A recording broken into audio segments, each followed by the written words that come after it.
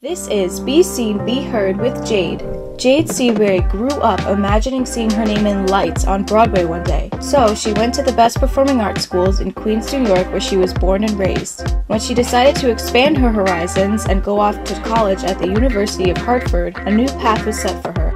She wanted to get her master's in public relations and come back to be an amazing entertainment publicist. Jade returned to NYC after college and became a partner in a PR firm for 8 years and then started Diverse Tunes. Co-founded with her childhood friend in 2018, this educational foundation became her passion, and the tagline Be Seen, Be Heard was the start of a new web series that tells people of color stories that could empower everyone. Hi, this is Be Seen, Be Heard with Jade, and today we are joined by my new friend, Miss Mia Lopez. Hi. So, Mia, introduce yourself to the people.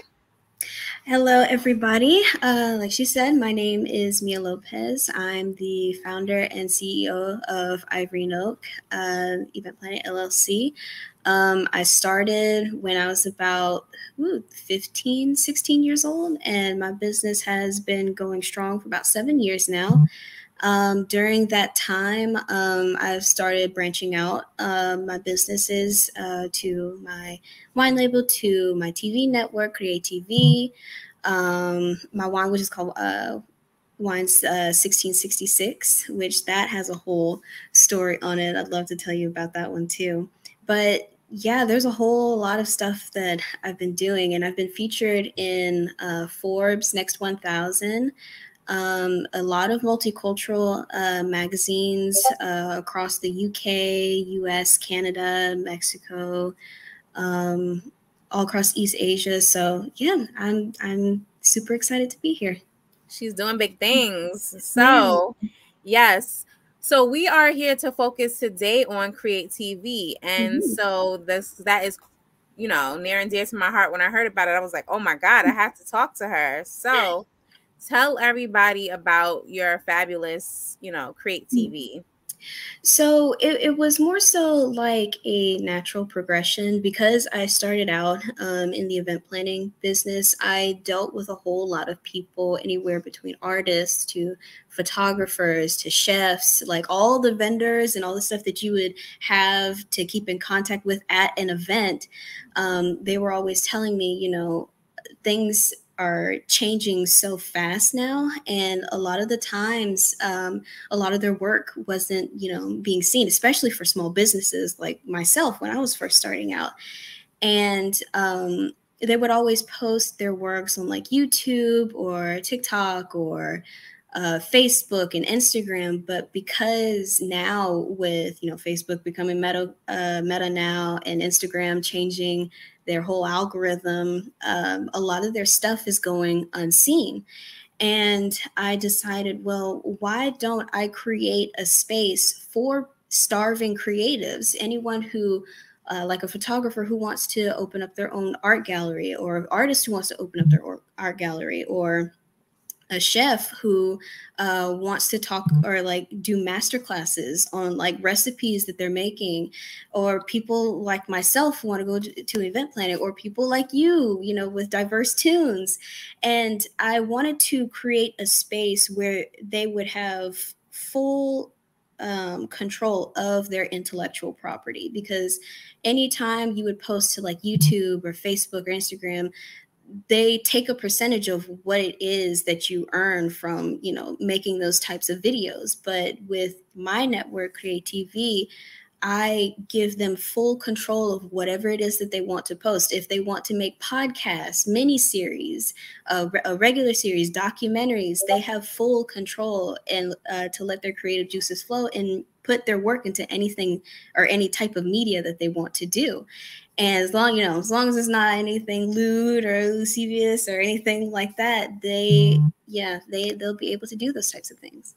Keep it clean, everybody, basically. Keep it clean, exactly. So exactly, you wanted to give everybody, creative ownership over their own, you don't want to take any control over anybody's property, right, basically, because, point blank. Yeah, because I know from experience, like having your work or ideas taken from you or have a percentage taken from you, it hurts a lot because it's something that you cultivated from your mind and from your heart, that something that you're so passionate about, that seeing it being taken away from you, it's like a punch in the gut, because that's like your creative baby right there. You've worked so hard to bring it up and to cultivate it, and that's something I never, not even my worst enemy, that I want to have them experience. So with CreaTV, them having full control over what type of media that they want to subject their work into, whether, you know, like I said before, art galleries, podcasts, series, documentaries, anything like that. They have full creative control. And a lot of the times, you know, when you're putting them on different networks, you know, you would have to pay, you know, to have your time put on there. And the only thing, you know, that we require is that if you're, you know, wanting to put it on demand, you're able to put it on demand. Say, for instance, like you, for Diverse Tunes, you want to have your work scheduled at 3 p.m. every Wednesday. Of course, you would have to pay for that time, because, you know, that's time taken away from someone else that would want to put their work onto the channel. But having like creating an entire series of it, you'd be able to sign up to the network and you'd be able to follow the steps of what it is that you need to do in order to get your work broadcasted. And it'll broadcast internationally. And it's not just here. It can be on demand, and it's free. I love that. So take us through the steps, because when I first heard you talk about it, I was amazed. I was like, okay, you said anybody, any age. So do, you know, does an 8-year-old need parental guidance, or, you know, a signature, or what? Take us through the steps if a 10-year-old wants to put their, you know, cooking show on your platform. Take us through the steps if I was a 10-year-old coming to CreaTV. So for anyone that I would say like under the age of 18, okay, so creatives are free to showcase whatever it is that they're wanting to work. If an 8-year-old wants to come up to the network and say, hey, I want to make a series of how I started, for me, learning about the business, to me, from 2 years ago to now. If they want to make a series about that, they are allowed to do that, and parents are welcome to come if they want to be part of the process. You know, as like a guardian, or like a how should I say this? Like what's the word? I had it. It was on the tip of my tongue. Right. Yeah. So there's no age limitation. If they are under the age of 18, we do ask or request the parent to give permission for us to use their content to actually be put onto the network. Still full control. They will still have all the rights to whatever it is that they put onto the network. It's just having the parents' permission to be able to put it on there. Exactly. So, okay, so what do they do? They go on the website, and then what is it? So if you go to creatvnetwork.com, there should be like, you scroll all the way down to an email list. You'll be able to submit like your name, your company, what it is that you do. And from there, they'll send you an email back on like the steps on how it is, or like how you need to submit your content, and like what type of format it needs to be, like what type of resolution. If you want to discuss like plans of how you want to put your work onto the network, if you want to make it to series, documentary, all that type of stuff. So. Oh, nice. See, easy breezy, everybody. You get the email, you submit, and then you're good to go. So nice, easy format. I like that. I like everything to be, you know, succinct, I know, quick, cleans, exactly. concise. I don't want to do no hoopla. I jump through no hoops. Exactly. So according to the CDC report, from March 2020 to October 2020, mental health related emergency department visits increased 24% for children ages 5 to 11 and 31% for ages 12 to 17 compared to 2019. So obviously the pandemic has just, running these kids ragged with mental health issues. And do you think art or just creative outlets in general can be a positive impact on these kids who are negatively impacted by the pandemic? I do, because whether or not these kids are being put into these unfortunate situations, that doesn't stop them from wanting to put their hobbies, their creative ideas out into the world. Because honestly, we need more stuff like that. We need more people from different backgrounds, different situations, all to have their creative ideas out into the world. And whether or not they put it on to different types of medias, like my friend, I met him in my freshman year of college, and he used to actually work for a really, really huge gaming company. He was like a developer slash artist. And there were some complications that happened, and his whole team got shut down.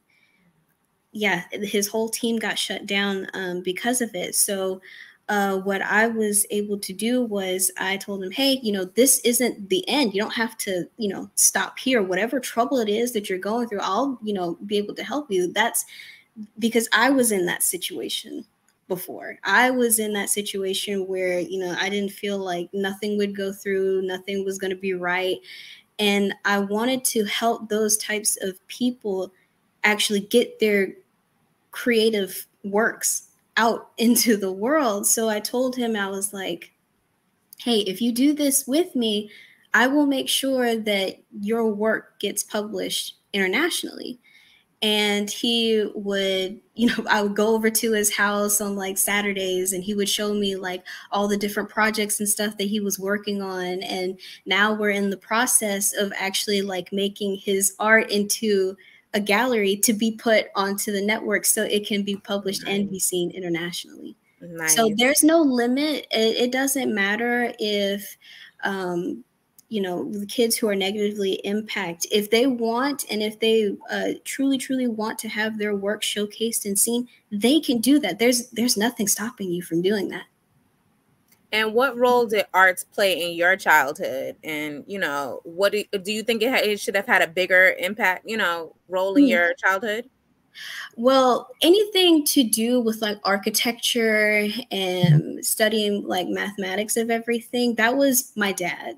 Before he passed, back in 2016, he would always, when I was younger, he would always sit me in front of him because he used to do a whole lot of construction. He'd do construction around the house. He would build a whole lot of stuff, and it was beautiful. Like most of the stuff that's around our house, he built, and he would actually have me help him, build these things. And he was also an aeronautical engineer. So he would sit me down and he would teach me, this is how you would make this, or this is how you would make that. And from then on, when my quinceañera came, when I was about 15, that was actually the first event that I did. And because that was like my first experience of the art of transforming a room from something completely empty into a beautiful masterpiece of something that, it was me. I created that. It was something that was in my, in my head and brought it out into the world. Art comes in many forms. And I feel like it doesn't matter if it's in food, if it's in a painting, if it's in photography, like you should have the freedom to express it. And because my grandmother, she's also an artist, she'll sometimes send me like painting canvases of portraits that she's done of people, or like portraits of her and her siblings in her childhood. That's cool. Yeah. And so I just being around that type of material when I was younger, it felt like it was just a natural progression from that to event planning, and now to the network where I can help other people showcase their art into the world with no limitations. Because I didn't have those types of limitations when I was growing up, because they allowed me to freely express myself how I wanted to. So I want to do the same for those people who were struggling when I was getting there. That's so true. And I think people don't understand because when you're a creative, you're just a creative in all areas.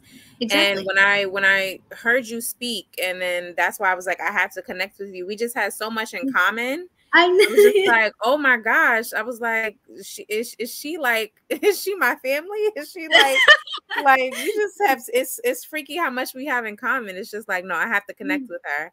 Mm-hmm. Because my first event that I did, I was 13 and I had to plan a fashion show for this campaign fundraiser that I was helping out with. I was helping out with a Democratic campaign, and they said, "Oh, can you organize something?" And I was like, "Okay, I'm into fashion. I take pictures." Mm-hmm. I was like, "I can organize a fashion show with some models that I know." And Yeah. then I was like, I can put that together really quick. And I cooked the food for it. We sold food on the side. I did the Mm-hmm. casting. I found the Wow. fashion designers and I put everything together. I took the pictures for it and posted on the Wow. campaign website. And so yeah, people don't understand how much goes into event planning. Yeah, it's a And lot. it's a lot. Mhm. And Yeah, so we wear a whole lot of hats. Any whole lot of between the hats. therapist, the accountant, to the Yep. coordinator, designer, what is it, the overseer. Like Yep. we make sure everything is in tip-top shape for those people to just enjoy their day because it really is such an honor for people to trust their most important day into your Hmm. hands because they know that you'll be able to do something with your creativity to be able to bring it out and make their dreams come true. And that's the whole reason why I love art so much. And I feel like when people say art, they kind of get confused about just strictly sketches or Sketches and paintings. canvas. Yep, Right. exactly. And I feel art is such a broad Broad term. spectrum. Yep. Yeah, because there's no real definition to define like true art. Because it's so subjective and what people find to be creative and what people find to be beautiful. That's why us as human beings, we find all of these things interesting and we can Exactly. all agree that learning these things from other people and finding out what it is that makes them tick and what it is that they find creative, it's just fascinating to me. So true. Yeah. So true. I love that. And so tell us about all of your other endeavors because when Mhm. I tell you she has so many different hats, this is just woo. Okay, I want them to all know about you sending the kids to Paris because that was Oh, just whoo, Lord, okay. that flipped my world. Okay, so tell everybody about your other programs that you have going on. Yes. So one of my programs is called Free to Be. It is a nonprofit organization where I take anyone of the younger variety or the younger generation. They can be as young as 9 years old. Anyone who, like, from my generation or younger, Mm-hmm. that want to be a part of a business or to create their own or have a career path that they have in mind, whether it be a politician or a photographer or anything. And I take them on these trips out of the country and I let them have or I let them sit into like these classes or seminars in their respective career fields that they want to go into. So when they come back, they'll have more experience and they know what it is they need to do to prepare when they get older, and get into that career life. For sure. And the girls that I took to Paris, they ranged anywhere between, I think, like 12 to 17. It was about three to four girls that I took to Paris, and a lot of them had never been on a plane before. A lot of them Mhm. had never even left their hometown before, and they were all from what is it? They were all from I wouldn't just want to say low income, underserving Yeah. communities. Yeah, they were all from underserving communities. So to be able to bring them out into the world. And the program that we had partnered up with was Beautiful Spirited Women. That's where the girls came from. So when we took them to Paris, one of them had wanted to go into photography. So I called up one of my friends that I've been working with for a really long time. His name is Chip Dizard, and had him come to Paris with us so he could sit down with them, have a class into photography, how he got started, what it is that, tips and tricks on what, photography does. And I had another girl who wanted to get into event planning like I did. And luckily, during that time, we were actually doing a destination wedding. Oh, nice. During the whole thing. So I had her come and shadow me and tell her, hey, this is what it is to be an event planner. You have to make sure that the bride is happy. You have to make sure she has everything that she needs. You have to schedule everything, have a timetable of what time she needs to arrive versus what time she needs to leave. So everything is as clean cut and concise, and they'll have everything that they wanted to get done. And it was so heartwarming to see, because a lot of them, they were so excited afterwards. They were like, I'm going to start learning French when I get back to the That's so States. amazing. And I had one of them write an entire essay about what it is that this trip meant to them. Yep. And how it is helping motivate them to push on change to their minds. Career. Yep. Yeah. Because you know what?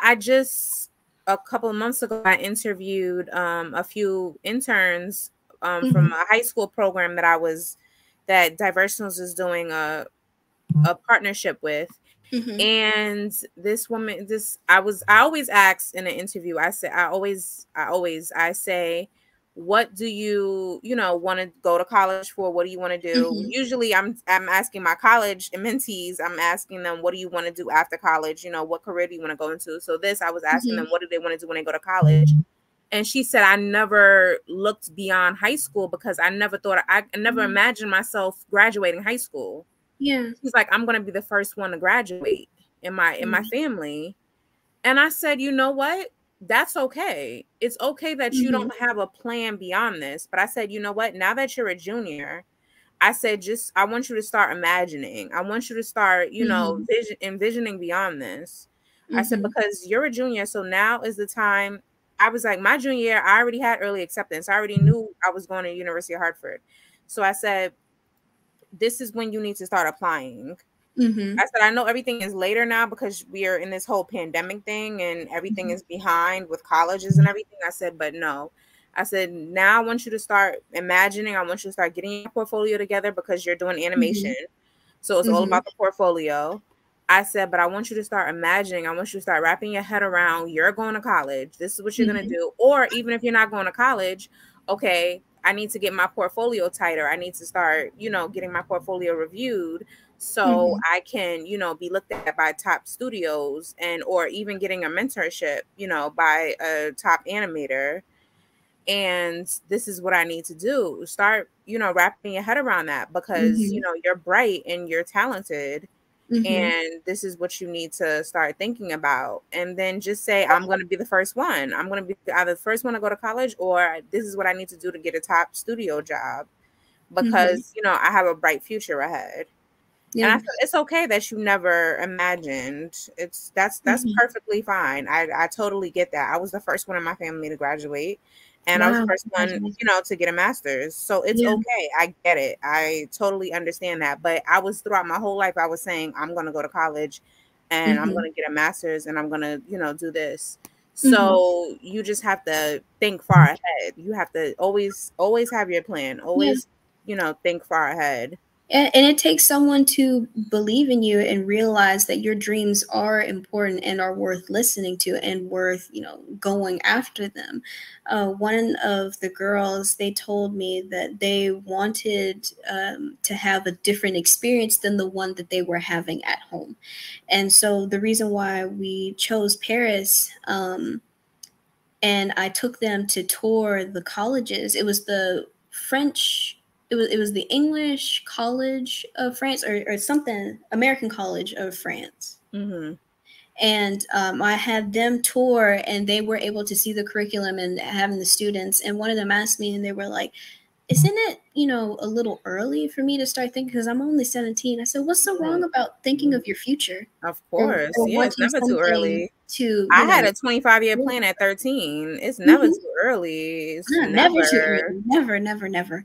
And I told her, and I said, well, what's so wrong about, wanting, to plan better for your future? So Yep. you know what it is that you want to do. So by the time you get out of high school, you're not so lost. You'll be able to know what it is that you have to do. You'll have the experience. So by that time, it's just a breeze. This Exactly. is me having this time with you guys. I'm helping you crawl and walk to your dream. So by the time that you get back home, and once you've done everything you needed to do, you're like a bullet.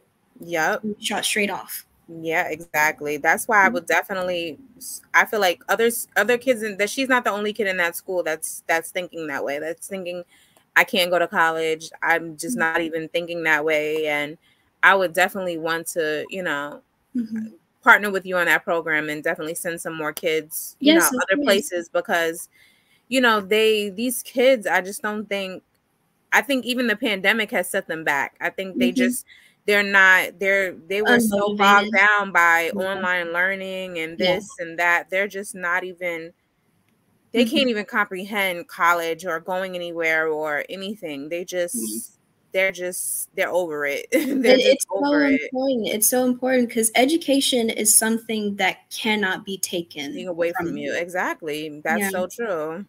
Yeah. It's just it's sad. It's sad what the pandemic did to these kids, and it's just Yeah. it warped their entire mindset, and Yeah. it's No matter just what hurdles or stuff that you go through, education will always always be there for you to fall back on. So whatever it exactly. is that you're doing, education will always be there. And that's something that my mom had like drilled into my head, because Yep. ever since I was little, my mom, she got with her bachelor's and her master's in communications. Hmm. And my dad he went to Embry-Riddle, and he was an aeronautical engineer. So education was super, super important in my family. You could not See, my like, father's side of the family, they all went to the military and then straight into city jobs. mm, So they all are in some form of the city, like mm-hmm. from school safety to sanitation to my father was in U.S. Postal Service all the way up until he died from cancer. Wow. So he was just that's all he did. And then Mm-hmm. my mother's side, they all were kind of well city too, but like basically like bankers, um postal service, like everything from like law firm, everything. But like yeah, people Mm-hmm. they try to go like, but most of them have like a little bit of college, but then never graduated. So yeah, I was the first one. Wow. So yeah, it was Congratulations. just like I was like, yeah, no. I always said I was like, no, I'm going to Mhm. college. Like Yeah, that it was never was. a question. Yeah, and neither was it for my family. Any Yeah, I was like, activity, no. education wise or activity wise, like I was put in music, I was put in sports, from like soccer, tennis, ballet, figure skate. I still do figure skating even now, Oh, but that's nice. yeah, I can't skate, so it's oh, bad. when you come over here, I'll have to teach you. Yeah, I can't I'll have skate to for teach you. anything. But my main goal was to break the generational curse of kids not wanting to, do anything after they get into high school. I've met a lot of kids that, even like some of the kids that I went with in like middle school and high school, and whenever we see each other like at the store or something, and they'll be like, hey, so it's been a while since I've seen you. And I'll be like, yeah, of course. So what is it that you're doing now? And they're like, I'm not really doing anything. Yeah, I exactly. was just like, was it I is it just me? But no, Yeah, it's I just just want the kids of my generation and the ones that come after me to want, to want more. yes, Yep. and to be able to, my mom would always tell me, he's like, you are the person that's going to be opening these doors for these kids in the future. and it just takes that one foot in the door, and the rest will follow. That's true. That's so true. That's why what I'm trying to do with diversity is I'm trying to, you know, just be a resource for the youth and for all of the Yes. other creatives out there. I just want to let them know that they have, you know, resources and platforms and, you know, as many doors as they want. They just have to reach for it. That's the Yes. thing. They just have to want it. Yeah, They, you and know, I wouldn't have done it without the people on my team, especially my family, and especially the people that I've met ever since I was 14 and 15 years old. They've been with me since I started my whole business, and I would not have made the progress that I've made without them, because they were the ones that helped me when I was at my lowest. They were the ones that had inspired me to keep going and to do what I wanted to do, especially like my dad being the whole driving force, and him being the reason that I created Ivory Oak and created Wine 1666 was because of him.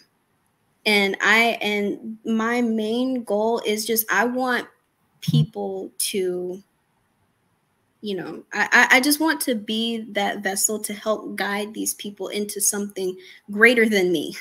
Exactly. Yeah. Exactly. Same thing. See, that's what I tell you. We connected. I love it.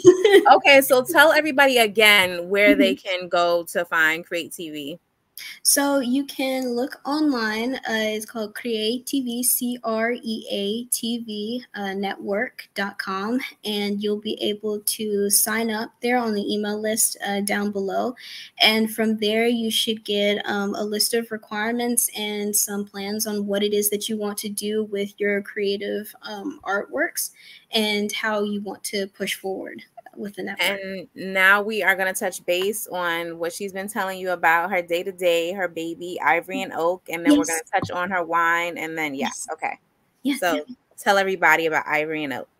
So I know I said this a couple times, but it's my Ivory and Oak started because of me and my dad.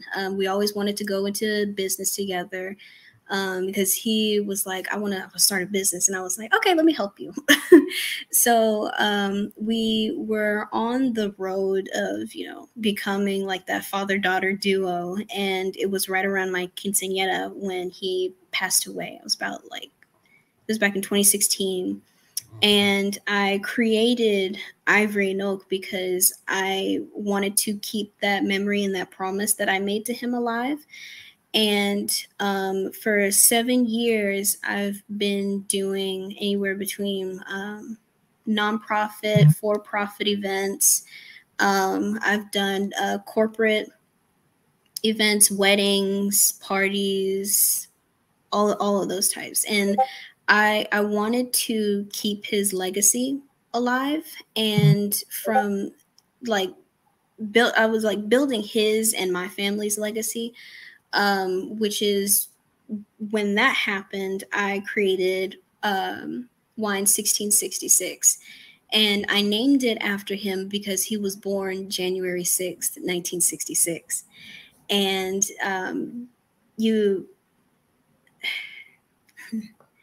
it was a really tough time because I wanted to show him that I was making it and that I was able to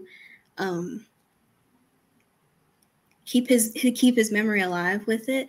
So I created a Pinot Noir and Pinot Blanc, both of which the Pinot Noir is with banana, orange blossom, and pineapple, and the Pinot Noir is has kind of like earthy tones to it, with like hints of chocolate and stuff like that. So yeah, it should be. We're in the process of getting that finished. A lot of the trouble that I went through with it was because I literally just turned 21 back in April. Yeah. So the winery that I had or where I was going with, they were like, you're not 21 yet, and this race, so why don't we just wait until you're 21? I said that's fine, but I had already started the process, and it was bottled back in 2018, 2019, around that time. But it is supposed to be released in June. Yeah, this year. It was kind of the muddy situation with them talking about the distributing stuff, and a lot of people were asking me. They were like, "Why you're not? How are you owning a wine label and you're not even like legal enough to drink anything yet?" And I was like, "Well, nobody told me that I couldn't own one because I'm a boss. Like, no one could told me that I couldn't own one. It's just I can't drink it yet." Exactly. I can, so that's why I'm able to tell you now. But yeah, and then from the wine came the network, which we talked about earlier, and then from the network was Free to Be, and it's just been going it's been growing and growing and growing. Exactly. Nice. Yeah. I love it. Yeah. Okay, nice. Okay, I love it. Well, it was so great having you. I feel like we had great conversation, and then we have to follow up in the future because when we work together, then we got to let the people know what's in store. Exactly. So I'm excited. This is great. This is a great conversation. Yes, thank you for having me. It was such a pleasure being here. Yes, it was a pleasure. Okay, so everybody check out CreaTV. Tell everybody that's a creative to go on CreaTV because you want to have ownership over your own property. Yes, that is the basic premise of everything we have talked about today. Ownership, ownership, because we are tired of people taking ownership over what we create. Point blank, period. There's too many of that. Ooh, Lord knows there's too much of that. Okay, everybody. So check out CreaTV, and we will see you next time on Be Seen, Be Heard with Jade. Bye. Bye. Thank you.